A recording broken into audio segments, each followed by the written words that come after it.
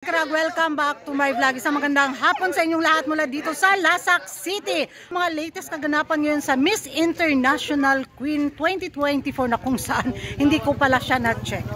Check ko ang ating pambato mga kanagkarag na lumalaban ngayon sa corona sa Miss International Queen na kung saan bigaon kaayo siya, gwapa kaayo siya, tinalo yung beauty ni Kuragan na nagminupos na.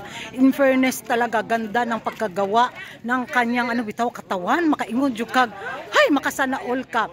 So yun na nga mga kanagkarag at makita ko yung performance niya sa kanyang pa-national costume na kung saan nanimbaut ang akong balahibo. In fairness galore mga karag-karag. Kakaibang national costume yung binida ng ating pambato sa Miss International Queen 2024. Hindi yung typical na Filipiniana, na paibon, na yung very common na mga pa-national costume na nilalaban ng ating mga kandidata sa international pageant. But this time, hala oy, kabigaon jud nakaingon jud ko mga karag-karag.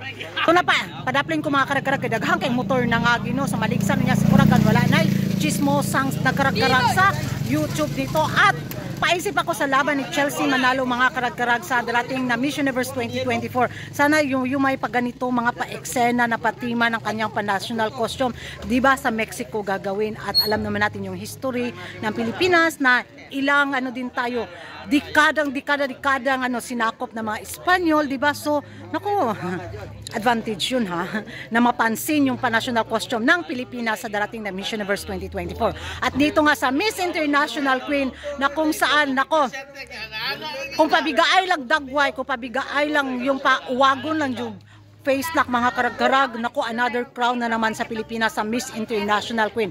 At yak siguro yung maging niya nito mahigpit niyang kalaban yung taga pambato din ng Miss USA. Yun yung napapansin ko at excited ako sa kanyang journey mga karag-karag at i-check ko yung mga kaganapan ng ating pambato sa Miss International Queen. Nakita ko rin yung mga pambato ng ating mga kapitbahay, layo ra kay sila sa bugan sa atong pambato, in fairness.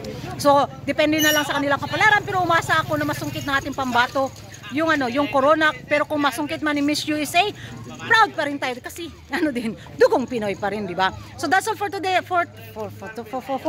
Teka lang. That's all for this afternoon mga karag-karag sa mga latest kaganapan sa Miss International Queen 2024 na late si Kuragan pero habol para sa ekonomiya, para sa pangkabuhayan showcase ni Kuragan. Kita nyo yung Kuragan store, di ba?